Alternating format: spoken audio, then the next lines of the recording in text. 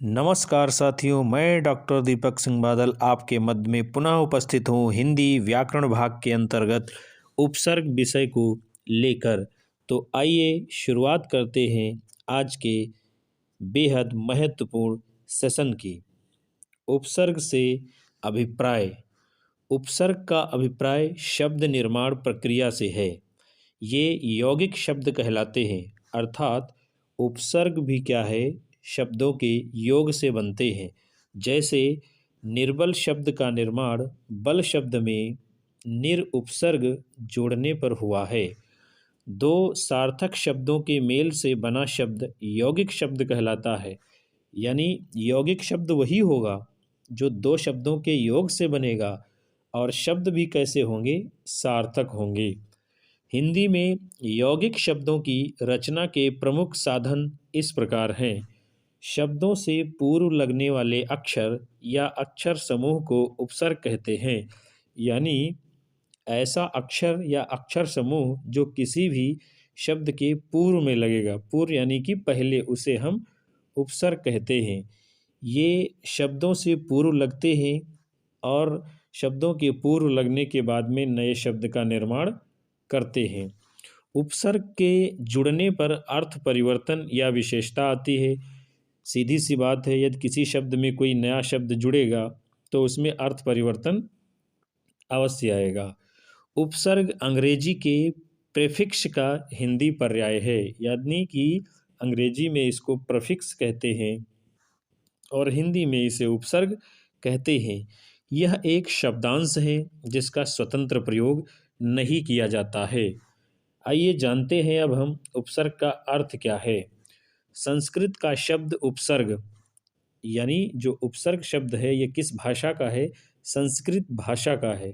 दो शब्दों उप और सर्ग के योग से बना है। इनमें उप का अर्थ होता है समीप और सर्ग का अर्थ है सजना अथवा सृष्टि, अथवा समीप आकर किसी शब्द को नए अर्थ वाला बना दे, उसे उपसर्ग कहते हैं। उपसर्ग धातु या धातु से बने विशेषण, संज्ञा आदि शब्दों के अर्थ में कुछ विशिष्टता ला दी जाती है। जैसे प्राधनहार, आहार, आधनहार, संहार, समधनहार, विहार, विधनहार, परिहार, परिधनहार। यहाँ एक ही शब्द हार है, इसमें प्रा लगा, आद लगा, सम लगा, वी लगा, परि लगा आदि। उपसर्ग लगाने से शब्दों में अर्थगत परिवर्तन या विशेषता आ जाती है। अब हम देखेंगे उपसर्गों के भेद कौन कौन से हैं। हिंदी भाषा में संस्कृत भाषा के साथ अनेक भाषाओं के शब्दों का विलय हुआ है। विलय का मतलब ये है कि हिंदी भाषा ने और अनेक तमाम भाषाओं के शब्दों को अपने साथ में आत्मसात कर लिया है। उन शब्दों को अपनाने की प्रक्रिया में उपसर्गों के 5 भेद हैं। कितने हैं? 5 भेद हैं। पहला है संस्कृत के उपसर्ग। संस्कृत के उपसर्ग होने के नाते इनको तत्सम उपसर्ग भी कहते हैं। दूसरा है हिंदी के उपसर्ग। इनको हिंदी के उपसर्ग होने के नाते तद्भव उपसर्ग भी कहते हैं। फिर तीसरा है अरबी और फारसी के उपसर्ग। चौथा है अंग्रेजी के उपसर्ग और पांचवा है संस्कृत के अव्यय उपसर्ग के समान प्रयुक्त होने वाले। अब हम सबसे पहले देखेंगे संस्कृत या तत्सम के उपसर्ग कौन कौन से हैं और क्या क्या हिंदी के उपसर्गों में चमत्कार करते हैं। पहला उपसर्ग है अति। अति का अर्थ होता है अधिक, यानी जहाँ पर किसी चीज़ की अति हो जाती है या अधिकता हो जाती है। उदाहरण के लिए अत्यंत, अत्युक्ति, अत्यधिक, अत्याचार, अतिरिक्त, अत्युत्तम और अतिक्रमण। तो आपने देखा यहाँ पर कि अति उपसर्ग किन किन शब्दों में लगने के बाद में अपने अर्थ में परिवर्तन कर रहा है। दूसरा उपसर्ग है संस्कृत का अधि। अधि माने होता है ऊपर, अधि का अर्थ श्रेष्ठ भी है, अधि का अर्थ समीप भी है। अब इससे कौन कौन से शब्द बनेंगे? अधिकृत, अध्यादेश, अधिकरण, अध्ययन, अधिवक्ता, अधिपति, अधिकार। यानी इन सभी शब्दों में अति उपसर्ग का प्रयोग हुआ है। फिर अगला है अन। अन का अर्थ है नहीं और अन का अर्थ है प्रतिकूल। इससे कौन कौन से शब्द बन रहे हैं? अनंत, अनुदार, अनिच्छा, अनेक, अनाचार, अनादर। फिर है अनु। अनु माने होता है पीछे या बाद में या आने वाला, समान या क्रम। इससे बने जो शब्द हैं अनुकरण, अनुरूप, अनुरोध, अनुसरण, अनुगमन, अनुकंपा, अनुभव, अनुशासन, अनुमान, अनुभूति, अनुवाद, अनुसार इत्यादि। अगला अप। अप माने है बुरा, अप का अर्थ है हीन, अप का अर्थ है विरुद्ध। इससे बने जो शब्द हैं अपयश, अपकार, अपमान, अपहरण, अपव्यय, अपवाद, अपशब्द, अपशकुन। फिर है अभि। अभि का अर्थ है सामने, अभि का अर्थ है और, अभि का अर्थ है तरफ, अभि का अर्थ है समीप। इससे जिन शब्दों का निर्माण हुआ है अभिमान, अभिशाप, अभ्यास, अभियोग, अभिरक्षा, अभिमुख, अभिनेता, अभिनय, अभियुक्त आदि। अगला अव। अव का अर्थ है बुरा, हीन या नीचे। इससे जिन शब्दों का निर्माण हो रहा है अवगुण, अवसान, अवतार, अवचेतन, अवनति, अवमानना, अवतरण, अवशेष, अवलेखन। अगला है आ। इसका अर्थ जो उपसर्गों में लिया गया है तक, समेत या पूर्ण। इससे जो निर्मित शब्द हैं आकृति, आक्रमण, आजन्म, आमरण, आरक्षण, आग्रह, आजीवन, आकर्षण, वास। फिर है उत। उत का अर्थ है ऊंचा, उत का अर्थ है ऊपर, उत का अर्थ है श्रेष्ठ। इससे बने जो शब्द हैं उत्थान, उच्चारण, उद्गम, उल्लंघन, उन्नति, उत्तम, उद्योग, उत्कर्ष, उच्छ्वास आदि। अगला है उप। उप का अर्थ है समीप, उप का अर्थ है गौड़, उप का अर्थ है सादृश्य। इससे बने शब्द उपकार, उपमान, उपस्थित, उपसंहार, उपग्रह, उपनाम, उपवन, उपप्रधान आदि। अगला दुह। दुह का अर्थ है कठिन, दुह का अर्थ है बुरा। इससे बने शब्द हैं दुष्कर, दुराचार, दुस्साध्य, दुर्गति, दुशासन, दुर्बल, दुस्साहस, दुर्दशा, दुष्कर्म, दुर्लभ, दुर्वस्था, दुर्लभ आदि। फिर अगला है निह। निह का अर्थ है रहित, निह का अर्थ है नहीं, निःसंदेह, निर्दोष, निश्चय, निर्मल, निश्चल, निर्वाह, निःसंतान, निर्जन आदि। फिर है नी। नी का अर्थ है नीचे, नी का अर्थ है निषेध। इससे बनने वाले शब्द निवास, निरूपण, नियम, निपुणता, नियुक्त, निपात, निबंध, निरुद्ध, निर्देशन। फिर है परा। परा का अर्थ है विपरीत या पीछे। पराजय, पराकाष्ठा, पराक्रम, पराभूत, परामर्श, परास्त आदि विभिन्न शब्द इस उपसर्ग से बनते हैं। अगला परि। परि का अर्थ है चारों ओर या आसपास। इससे निर्मित शब्द हैं परिवर्तन, परिपूर्ण, परिचालक, परिपक्व, परिक्रमा, पर्यटन, परिणाम, परिवार, परित्याग आदि। अगला है प्रा।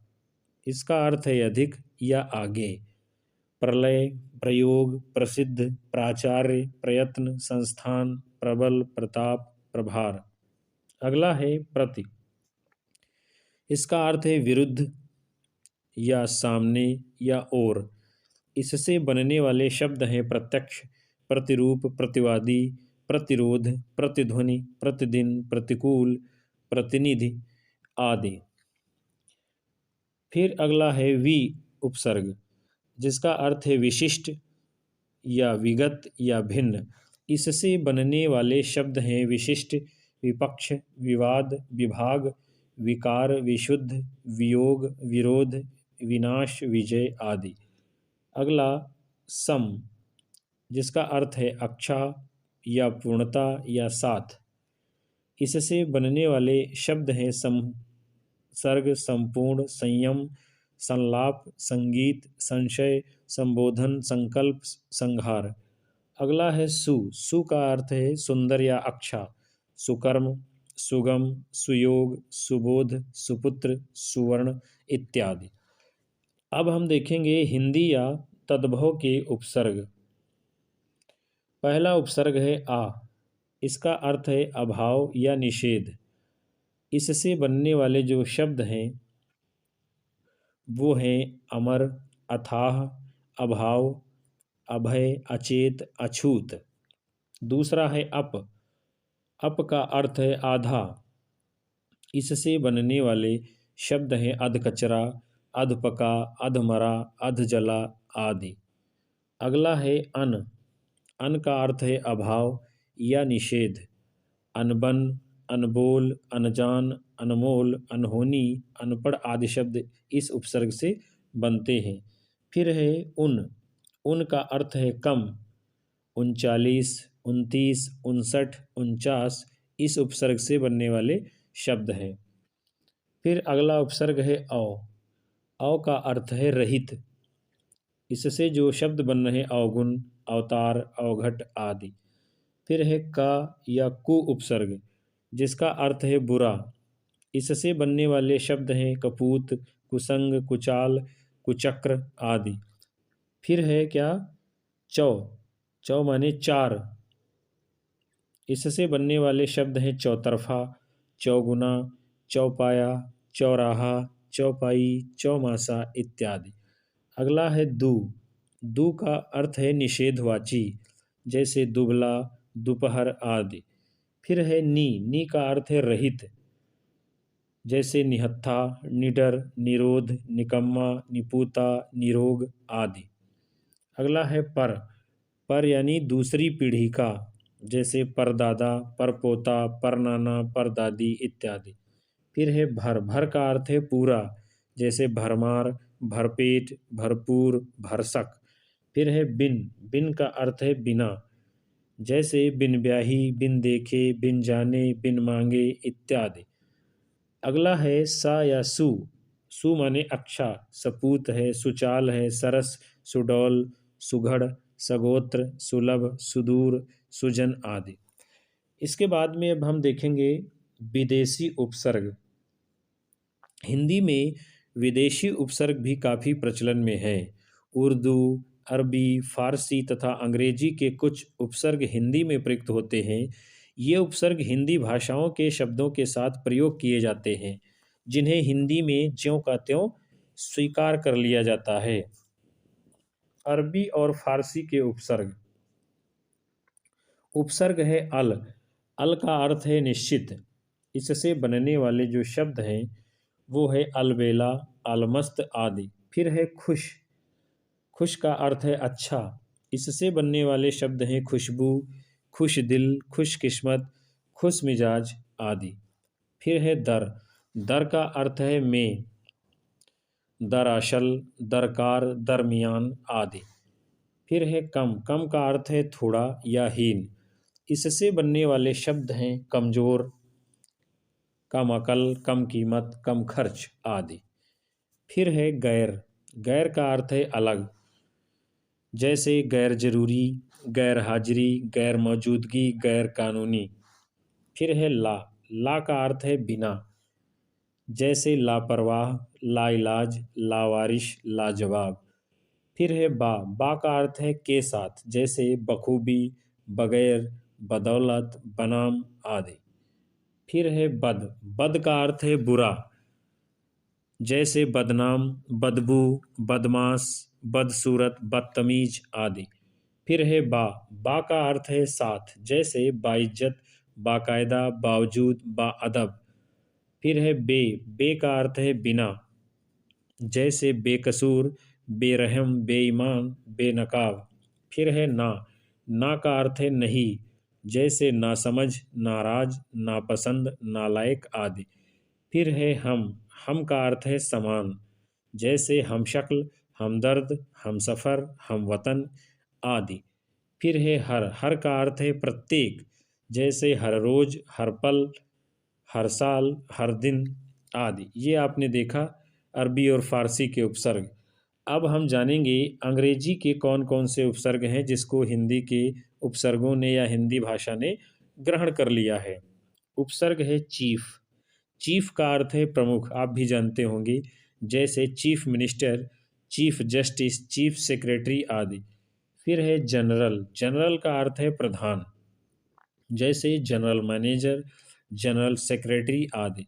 फिर है वाइस। वाइस का अर्थ है सहायक, जैसे वाइस प्रेसिडेंट, वाइस चांसलर आदि। Vice principal, vice chairman, vice chancellor इत्यादि। फिर है डिप्टी। डिप्टी का अर्थ भी होता है सहायक अंग्रेजी में, जैसे deputy collector, deputy inspector, deputy commissioner आदि। फिर है सब। सब का अधीन है नीचे या नीचे। सब का अर्थ है अधीन या नीचे, जैसे sub inspector, sub committee, sub division आदि। फिर है असिस्टेंट। असिस्टेंट का अर्थ है सहायक, जैसे assistant clerk, assistant engineer, assistant professor आदि। फिर है हेड। हेड का अर्थ होता है मुख्य, जैसे headmaster, head clerk, head Munshi आदि। फिर है संस्कृत के अव्यय। संस्कृत के कुछ शब्द या शब्दांश इतने अधिक प्रचलित हो गए हैं कि उनका प्रयोग हिंदी में उपसर्गों की तरह होने लगा है। जैसे आ। आ का अर्थ है निषेध। इससे बनने वाले जो शब्द हैं अचल, अन्याय, अभाव, अहिंसा, अडिग, अनाथ, अज्ञान, अमर आदि। फिर है अंतर या अंतः।